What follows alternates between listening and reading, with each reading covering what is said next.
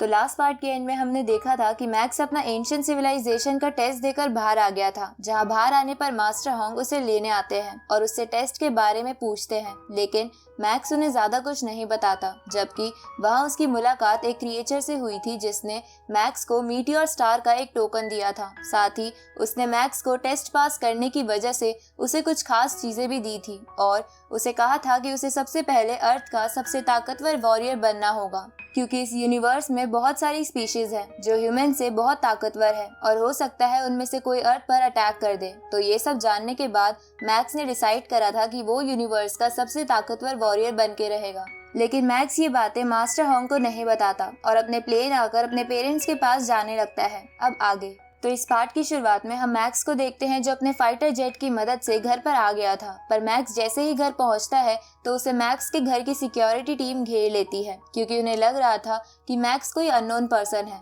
अब उन security team को देखकर मैक्स को कुछ भी समझ नहीं आता। तभी वहाँ फायर हैमर टीम के कैप्टन आ जाता है और मैक्स को वहाँ देखकर खुशी के मारे उसे गोद में उठा लेता है। उसी वक्त फायर हैमर टीम का वो बंदा भी आ जाता है जिसका हाथ कट गया था। तो मैक्स उन दोनों से उस सिक्योरिटी टीम के बारे में पूछता है, जिस पर वो दोनों मैक्स को बताते हैं कि वो लोग मैक्स के घर की सिक्योरिटी करते हैं। इसके बाद वो मैक्स से कहते हैं कि जल्दी जाके अपनी फैमिली से मिल लो, क्योंकि तुम्हारी फैमिली तुम्हें बहुत याद करती है। ये सुन के मैक्स तुरंत ही अपने घर में चला जाता है, जहाँ मैक्स की मॉम उसे देखकर बहुत इमोशनल हो जाती है। तो मैक्स उनके पास जाकर उनसे पूछता है कि घर में इतनी सिक्योरिटी क्यों है, पर मैक्स की मॉम उसे कुछ नहीं बताती। तो मैक्स अपने फादर के रूम में चला जाता है, जहाँ मैक्स के फादर और उसका भाई मैक्स को देखकर बहुत खुश हो जाते हैं। पर मैक्स को अपने फादर की ऐसी हालत देखकर बहुत बड़ा शॉक लगता है, इसलिए वो अपने भाई से पूछता है कि ये सब क्या चल रहा है, फादर इतने बीमार कैसे हैं, जबकि मैंने तुम्हें इमरजेंसी के लिए 1000 साल पुरानी ब्लैक क्रो रूट दी थी,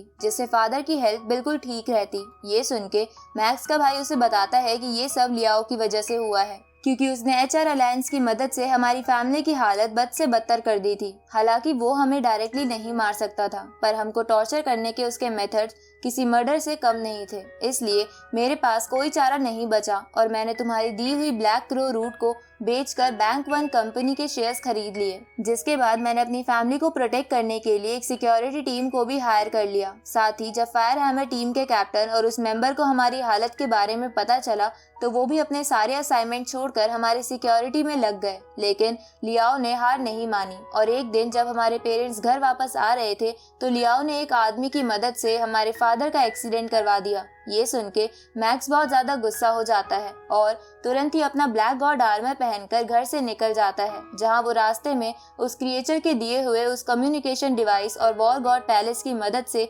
लियाओ और वेलिना की लोकेशन भी जान लेता है। इस तरफ हम लियाओ और वेलिना को देखते हैं जो अपने प्राइवेट जेट के आने का वेट कर रहे थे, क्योंकि उन्हें पता था कि मैक्स उन्हें मारने जरूर आएगा। अब बहुत देर वेट करने के बाद भी जब उनका प्राइवेट जेट नहीं आता तो वेलिना लियाओ से पूछती है कि क्या हम किसी ऑर्डिनरी प्लेन से यहाँ से नहीं निकल सकते, जिस पर लियाओ कहता है कि नहीं, क्योंकि ऑर्डिनरी प्लेन फ्लाइंग मॉन्स्टर्स के अटैक को नहीं रोक सकता। ये सुन के वेलिना लियाओ से कहती है कि क्या तुम्हें चिंता नहीं हो रही जो आराम से ड्रिंक कर रहे हो। तो लियाओ वेलिना से बोलता है कि तुम चिंता मत करो, मुझे नहीं लगता कि मैक्स इस सिटी में हम पर हमला करने आ सकता है। अब वो दोनों थोड़ी देर तक वेट करते हैं, जहाँ थोड़ी देर बाद मैक्स उनके घर का ग्लास तोड़कर वहाँ पहुँच जाता है और अपनी हेवनली शटल से वेलिना पर अटैक करता है। लेकिन लियाओ हेवनली शटल को दूर करके वेलिना को बचा लेता है, जिसके बाद लियाओ अपना ब्लैक गॉड आर्मर ऑन करके मैक्स पर अपनी स्वॉर्ड से अटैक करने लगता है। लेकिन मैक्स उसके सभी अटैक्स को रोककर लियाओ को पीछे कर देता है। तभी वेलिना भी अपनी हील्स में लगी ब्लेड्स की मदद से मैक्स पर अटैक करती है, लेकिन मैक्स उसकी लात पकड़कर उसे पीछे कर देता है। लेकिन वो दोनों फिर से एक साथ मिलकर मैक्स पर लगातार अटैक करने लगते हैं, जहां लड़ते हुए वेलिना मैक्स को एक वायर की मदद से नीचे गिरा देती है। जिसके बाद लियाओ अपनी स्वॉर्ड का इस्तेमाल करके मैक्स के फेस पर अटैक करने लगता है, लेकिन मैक्स अपने स्पिरिचुअल नाइफ का इस्तेमाल करके उसे अपने से दूर कर देता है। पर लियाओ दोबारा अपनी स्वॉर्ड मैक्स के पेट में घुसाने की कोशिश करता है, लेकिन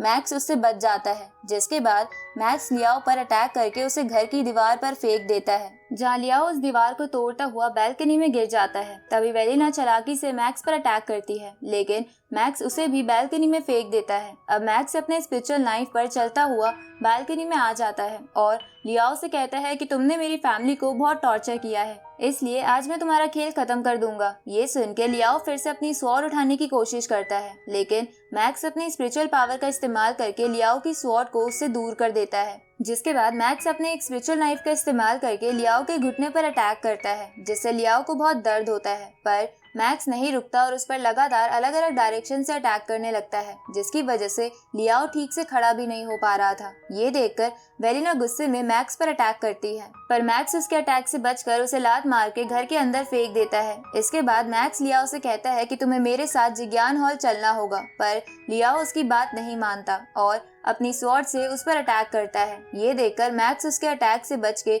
उसकी हाथ की हड्डी तोड़ देता है, जिसके बाद मैक्स लियाओ को उछाल कर अलग अलग डायरेक्शन से पीटने लगता है और फिर उसे अपने गोल्डन वेब में कैद कर लेता है। इसके बाद मैक्स लियाओ को अपने स्पिरिचुअल नाइफ से मारने ही लगता है, पर तभी वेलिना घर से बाहर आकर मैक्स को एक रिमोट दिखाकर उसे कहती है कि अगर मैक्स ने लियाओ को मार दिया तो इस सिटी के 10,000 से भी ज्यादा लोग मारे जाएंगे, क्योंकि वेलिना ने HR अलायंस की बिल्डिंग के आसपास T111 नाम के बॉम्ब प्लांट कर रखे हैं, जिसका रिमोट अभी उसके हाथ में है। ये सुन के लियाओ हंसने लगता है, क्योंकि उसे पता था कि मैक्स उसे अब नहीं मार सकता। इधर मैक्स भी उलझन में पड़ गया था। तभी वेलिना मैक्स से कहती है कि क्या तुम अपने बदले के लिए इतने लोगों की जान दांव पर लगा दोगे। ये सुन के मैक्स को विजन आने लगते हैं, जिसमें वो सोचने लगता है कि वो अब क्या फैसला ले। उसी वक्त वहाँ एल्डर जू आ जाते हैं, जिन्हें देखकर वो तीनों ही हैरान हो जाते हैं। अब एल्डर जू उन तीनों से कहते हैं कि हमारे ड्रोन्स ने यहाँ हलचल डिटेक्ट की थी, इसलिए मैं यहाँ आया हूँ, तो कोई मुझे बताएगा कि तुम सब यहाँ लड़ क्यों रहे हो। ये सुन के मैक्स एल्डर जू से कहता है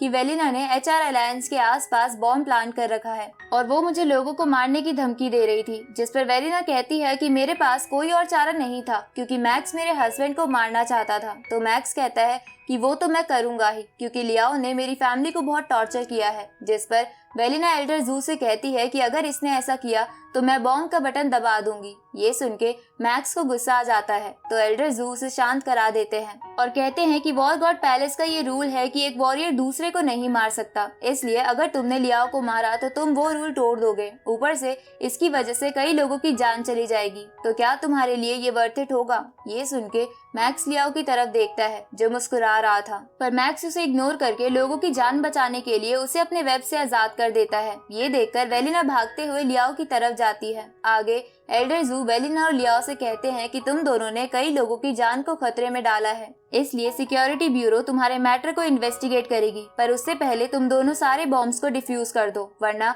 तुम्हारी इस हरकत की वजह से तुम्हारे साथ पूरी बोलिनास फैमिली को पनिशमेंट मिलेगी। इसके बाद एल्डर जू मैक्स को धीरे से कहते हैं कि भले ही आज तुम लियाओ को वॉर गॉड पैलेस के रूल्स की वजह से नहीं मार पाए, पर तुम चिंता मत करो, कोर्ट लियाओ को जरूर सजा देगी, लेकिन उसके लिए सभी एविडेंस इकट्ठा करने होंगे। ये सुन के मैक्स वहाँ से चला जाता है। जहाँ वो जाने से पहले वेलिना से कहता है कि मैंने तुम्हें इस बार बहुत अंडर एस्टिमेट किया था, पर आगे से ऐसा नहीं होगा। अब मैक्स अपने घर की ओर जाने लगता है, जहाँ वह जाते हुए वो अपने भाई को कॉल करके पूछता है कि उनके घर को सिक्योरिटी दे रही कंपनी का नाम क्या है। आगे हम मैक्स के दोस्त को देखते हैं, जो मैक्स के घर आता है, जहाँ वो दोनों एक दूसरे को देखकर बहुत खुश हो जाते हैं। इसके बाद वो दोनों घर के अंदर चले जाते हैं, जहाँ मैक्स का दोस्त उसे बताता है कि मैंने वॉरियर बनने के बाद अपनी एक सिक्योरिटी एजेंसी खोल ली थी, जहाँ तुम्हारी फैमिली को प्रोटेक्ट करना ही मेरा पहला असाइनमेंट था। ये सुन के मैक्स उसे थैंक्स बोलते हुए उससे पूछता है कि क्या उसे ये काम करते हुए लियाओ या वेलिना के खिलाफ कोई सबूत मिला था।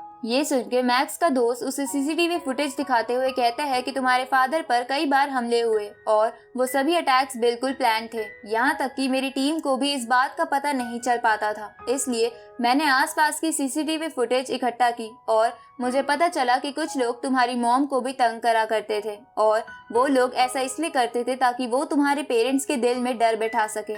ये सुन के मैक्स को गुस्सा आने लगता है, पर वो अपने आप को शांत करके अपने दोस्त से कहता है कि अगर तुम और मेरा भाई यहाँ नहीं होते तो मेरे पेरेंट्स ये सब नहीं झेल पाते। इसके बाद मैक्स अपने दोस्त से पूछता है कि क्या तुम्हें लियाओ और वेलिना के खिलाफ कोई डायरेक्ट एविडेंस मिला है, जिस पर मैक्स का दोस्त उसे कहता है कि मैंने और मेरी टीम ने लियाओ और वेलिना के सभी चमचों पर नजर रखी हुई है और जल्दी हमें कुछ न कुछ मिल ही जाएगा। रात को मैक्स एरिया 001 में जाता है, जहां जाते हुए वो सोचता है कि एक वक्त था जब लियाओ और वेलिना ने मेरे ऊपर इनाम रख रखा था, जिसकी वजह से मुझे सबसे छुप कर रहना पड़ता था, पर आज वेलिना और लियाओ दोनों ही मुझसे टक्कर नहीं ले सकते हैं। लेकिन पता नहीं मेरे सामने फ्यूचर में कौन सा खतरा आ जाए, क्योंकि उस क्रिएचर ने कहा था कि इस दुनिया में हम इंसानों के अलावा भी बहुत सी स्पीशीज हैं, तो हो सकता है उनमें से एक अर्थ पर आ जाए। इसलिए मुझे जल्द से जल्द अर्थ का सबसे ताकतवर वॉरियर बनना होगा। अब मैक्स उस क्रिएचर की दी हुई वो बुक देखने लगता है जिसमें हेवनली शटल के बारे में लिखा था, जहां मैक्स को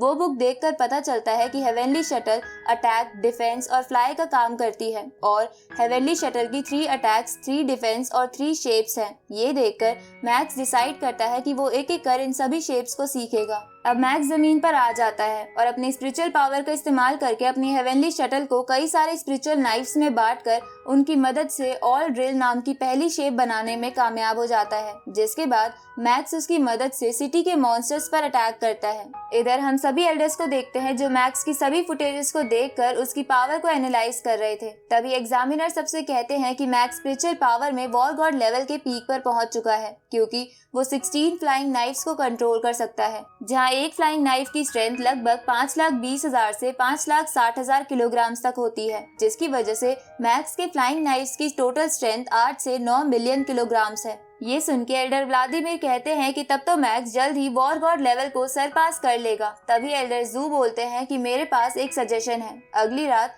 हम मैक्स को देखते हैं जहां ईवा उसे कॉल करती है, क्योंकि वो उसके घर के सामने आ गई थी, जिसे जानकर मैक्स भागता हुआ ईवा के पास जाता है, जहां ईवा मैक्स को देखकर रोते हुए उसे गले लगा लेती है। तो मैक्स ईवा से सभी चीजों के लिए माफी मांगता है, क्योंकि मैक्स के ना होने की वजह से ईवा हर समय रोती रहती थी। अब मैक्स ईवा को लेके अपनी फाइटर जेट की मदद से आसमान में चले जाते हैं, जिसके बाद वो दोनों आसमान का सुंदर नजारा देखने लगते हैं। जिसके बाद ईवा मैक्स से कहती है कि तुम मुझसे प्रॉमिस करो कि तुम जब भी किसी डेंजरस काम के लिए जाओगे तो मुझे सब कुछ पहले ही बता दोगे। ये सुन के मैक्स ईवा से कहता है कि तुम चिंता मत करो, जिस पर ईवा मैक्स को रोते हुए गले लगा लेती है और उससे कहती है कि मुझे तुम्हारी हर समय चिंता होती रहती है, क्योंकि तुम मुझे कुछ भी नहीं बताते। ये सुन के मैक्स ईवा को प्रॉमिस कर देता है कि वो हर डेंजरस काम से पहले ईवा को सब कुछ बता देगा। इधर हम लियाओ और वेलिना को देखते हैं, जिन्हें लोगों की जिंदगी खतरे में डालने की वजह से पकड़कर हाई सिक्योरिटी के साथ इन्वेस्टिगेशन के लिए ले जाया जा रहा था। पर तभी लियाओ मुस्कुराने लगता है और इसी के साथ ये पार्ट यहीं खत्म होता है।